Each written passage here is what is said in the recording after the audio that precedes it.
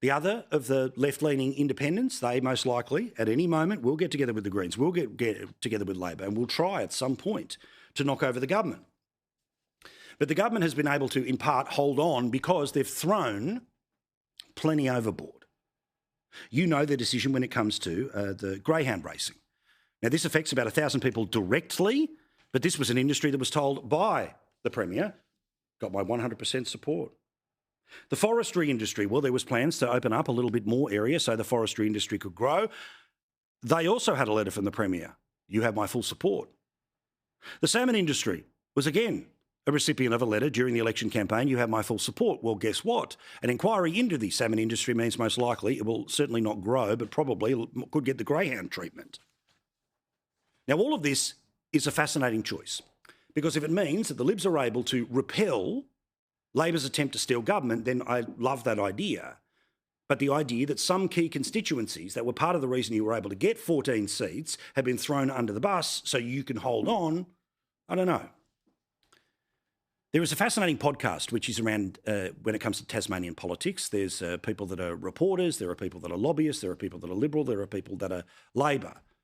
And this was one of the comments that they made at the very start of their podcast today about the experience of those who may well have received a 100% support letter from the Premier before the negotiations to keep his job.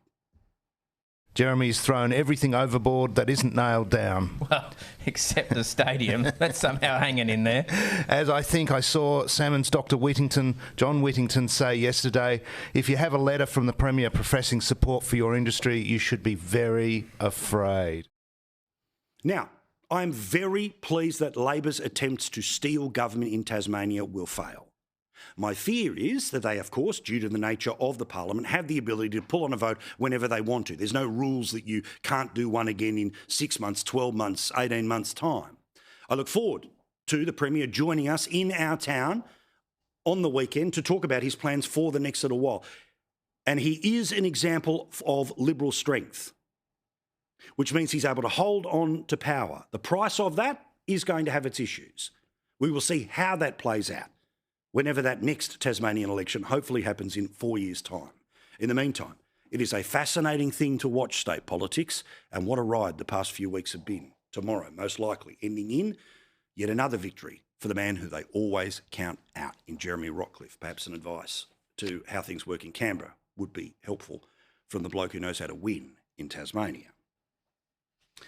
Pretty obvious for those of us who see the world as we do, that when given a choice between what do you lean towards and what are you afraid of, the comparison between the United States and China is one that has a pretty obvious outcome, right? Especially about Australia, let alone the nonsense that happened in and around COVID, let alone COVID itself. Remember the stories about the spy games, which apparently are only getting bolder? What about the influence of the Chinese Communist Party? And again, I'm not having a go at Chinese diaspora here in Australia, but the Chinese Communist Party fiddling with much of the news that people read in Chinese language here in Australia. And don't forget way back when China actually stole the blueprints to ASIO. Don't forget the warships that, of course, have circumnavigated the country.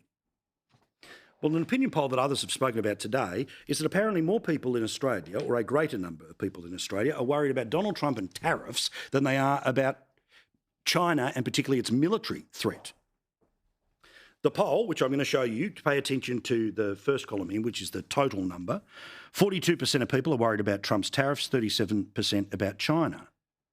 For the Greens, 60% are worried about Donald Trump. For the Coalition, 50% are worried about China. And for Labor supporters, 55% are more worried about Trump than China. What a surprise. Nothing to see here about why you go and hang out for 6 days in China and you don't have any meetings with the President of the United States.